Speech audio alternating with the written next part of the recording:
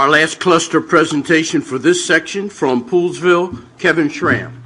Hi, my name is Kevin Schramm. I'm with Poolesville High School. Before I get on my spiel, I want to thank whoever thought of moving this meeting to 6 o'clock. That was awesome, because it would be 9:30 right now. So I was born about maybe 40 years ago, and at that time, Montgomery County leaders created something called the Agricultural Reserve. This was a forward-thinking program to reserve open space in the county. Poolesville High School was in the heart of that agricultural reserve and serves a population of about 15,000 residents, because the high school serves everybody, old and young. It's our community center. It's our high school. It's the hub of our community. As designed by the county leaders, Poolesville will never experience rapid population growth.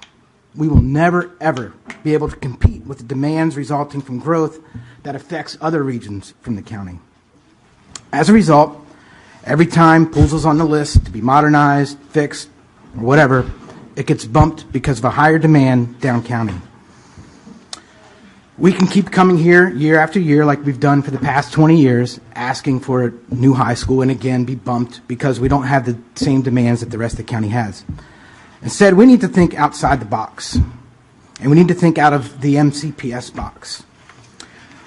What we are trying to do, some leaders from the Western Montgomery County area, we formed a fair access for Western Montgomery County. We've been meeting with local agencies about thinking alternatively about how do we fund capital projects. We have, rec department has funds, health and human services have funds, everyone's been in silos. But with increasing population, all these agencies can no longer fund and think of projects in their silos. So we're asking to explore the idea of co-location services. That was one of the ideas that Jerry Klepakowski mentioned earlier.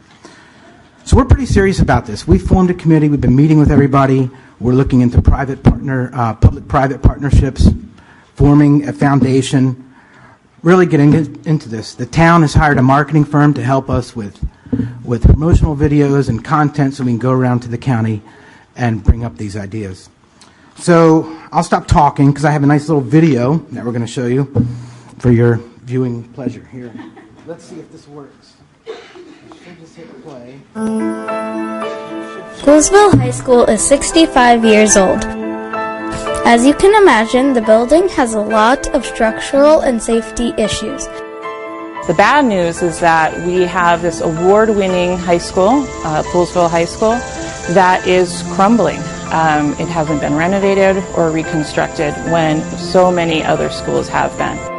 Our population may not be growing, but the cafeteria, bathrooms, gym, and hallways are too small for us. Our school is not ADA compliant. It's really hard for some students to get to their classes.